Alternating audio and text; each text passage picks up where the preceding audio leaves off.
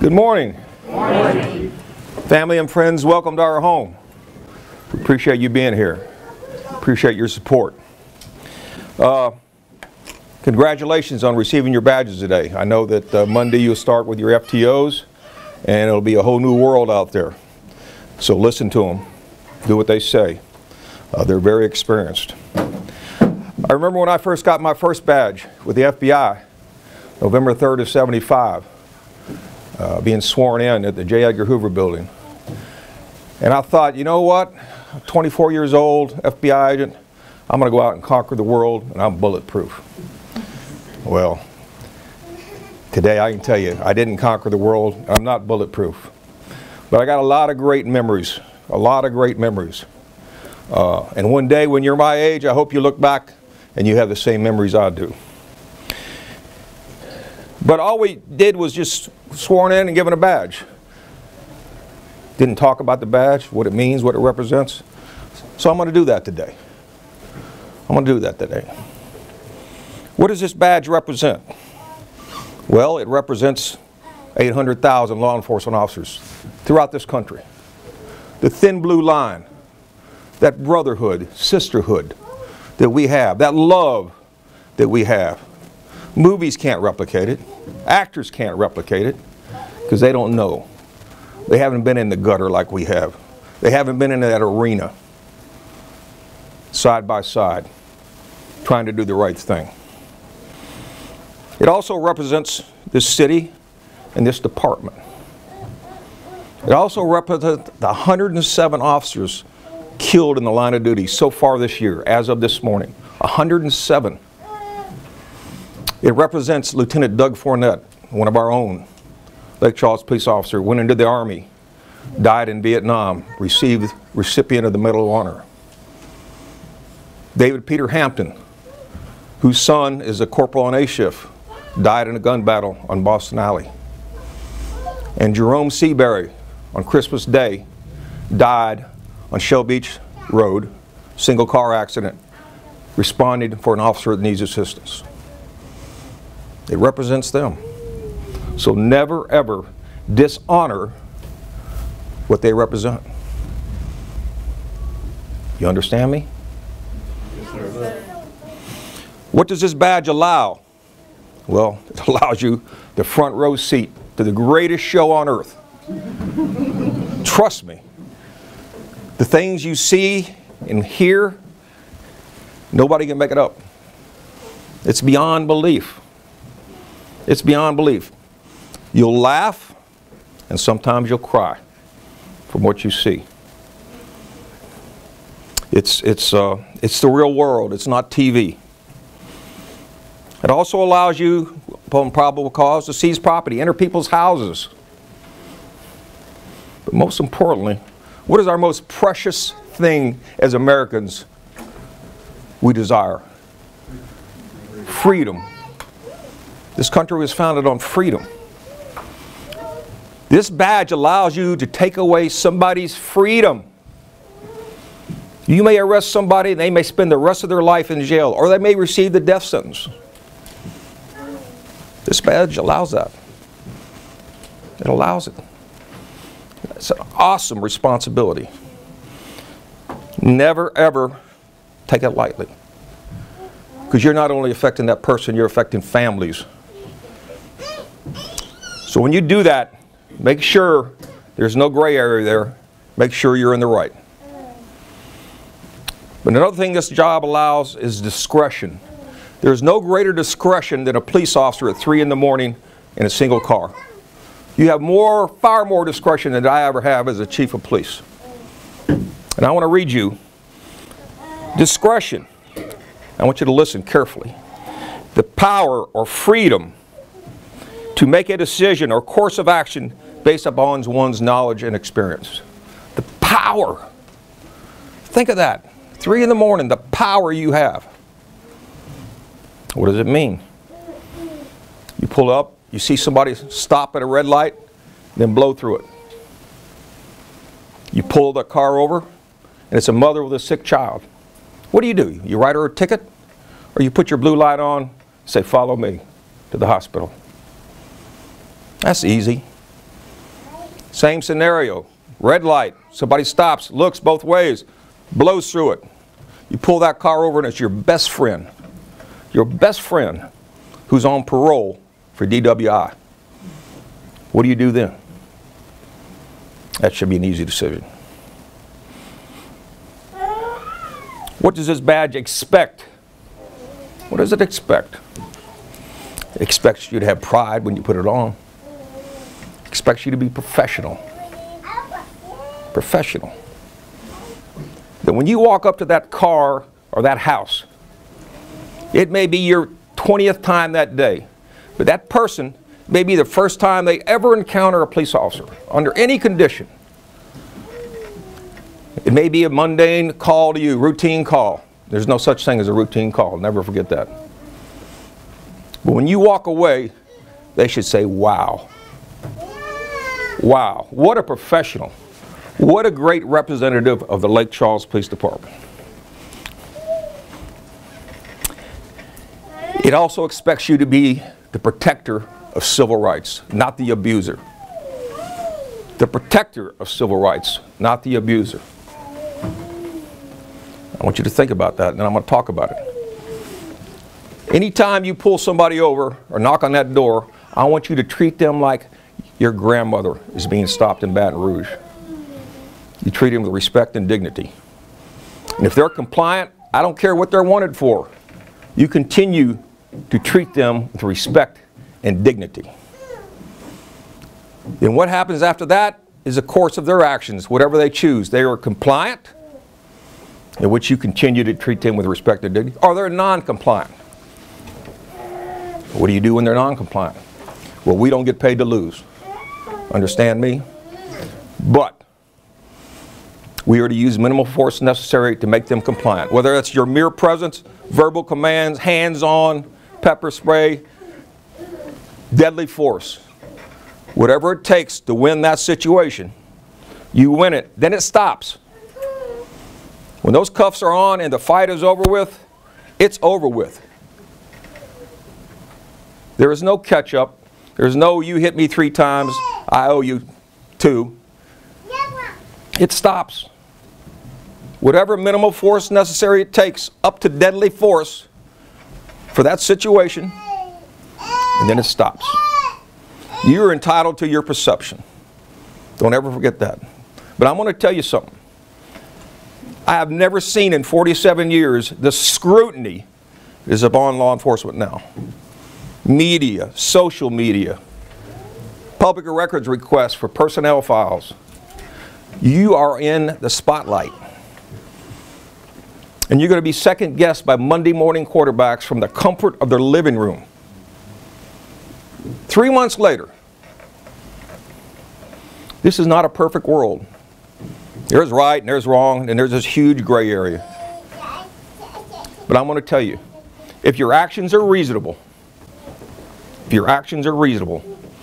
and you use minimum force necessary to effect that arrest or whatever it takes for compliance, but at some point in time, if you willfully punish that person, hell will descend upon you. I have no excuse for that. None. Reasonable, use whatever force necessary to win the situation. And it stops. At some point in time, I don't care if you slap them. After they've complied and you slap them, you've willfully punished them. And there will be no mercy, not by me. It also expects you to be courageous. When that bank's being robbed and people are running away, it expects you to go in and do the right thing. When there are shots in that school and people are running everywhere, it expects you to go in and eliminate that threat. There's no doubt in my mind every one of you will do that. There's another thing it expects. It's called bravery. Ethical bravery. I'm going to read you one of my favorite. It's a poem. Actually, it's a prayer that the cadets at West Point recite before meals.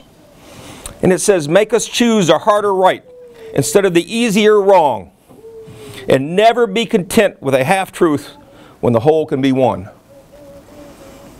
Now what does that mean? It means if no one would know and no one is looking, you do the right thing every time because you know. And what's most important is that person in the mirror. Do not cheat that person in the mirror.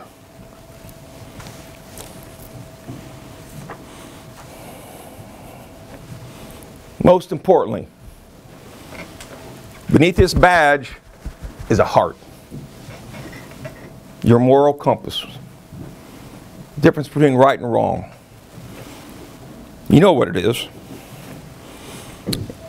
And what you see and what you hear, you cannot let this heart become jaded. You cannot do it. You have to have compassion in this heart. I want you to think about this. You have a job that allows you to go out and make a positive difference in somebody's life every day through compassion. You'll see needy children. You'll see everything in the world. And compassion, you have to keep it. You cannot become jaded. You cannot. You'll see things that want to make you laugh. You'll see things that make you want to cry. So use that compassion. But don't let compassion cloud your judgment. Treat them like treat them with utmost respect, but have a plan to immediately win if something goes bad. When people deserve compassion, give them compassion. Sometimes people don't deserve compassion, and that's part of the job. And you've got to be very hard, very professional. But that's their choice, not yours. So, hopefully, at the end of your FTO program, you're still sitting here. Traditionally, we've always lost people in the FTO program because it's not TV. It's not TV, but it is reality. And always remember, every time you put that badge on, pride, professional, compassion, do the right thing. Do not dishonor that badge. And good luck to all of you. Thank you, sir. All right, so we're going to start off. I'm going to call names, and if you have family or friends that would like to come up and have photographs, please do. And then because we have so many of us, you're going to go back to your seat or whatever, and they can pin your badge on you, all right? So, family and friends, you're welcome to come up. And I'll just start off left to right. When I first became chief 17 years ago, I think my first week I gave out 2 badges. I think Nicholas C. was one of them. And it was like, well, here, good luck. Nice to meet you. So I think we've come a little ways since then. Russell Dennis. All right, buddy.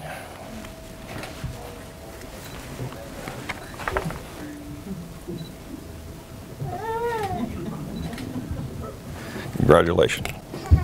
Kathleen Bro. All right. Keithan Bro. He sure doesn't look like a Kathleen. Here, buddy. Thank you, sir. Congratulations. Thank you, sir. This way. Brittany Clostio. Congratulations. Thank you. Jaylene Goodley. Congratulations. Congratulations. Kenna Clymer.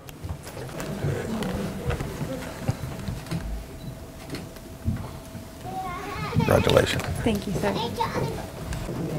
Eric Grispire. Congratulations. Thank you, sir. Appreciate it. Michael Corville. Congratulations. Thank you, sir. Congratulations. Kelvin Kirkwood.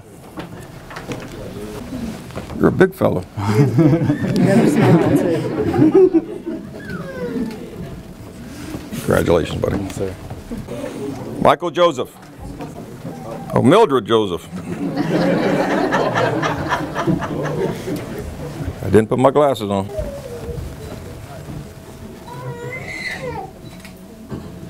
Congratulations. Thank you, sir.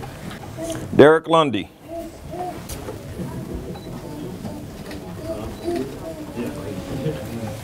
Congratulations, buddy. Thanks, sir. Osvaldo Laboy Santiago.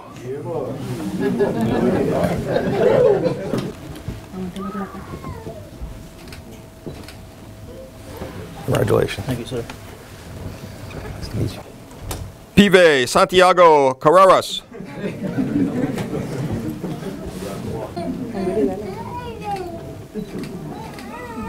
Congratulations. Thank you, sir.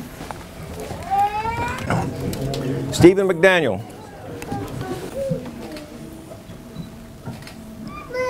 Congratulations. Thank you, sir. Logan Manuel.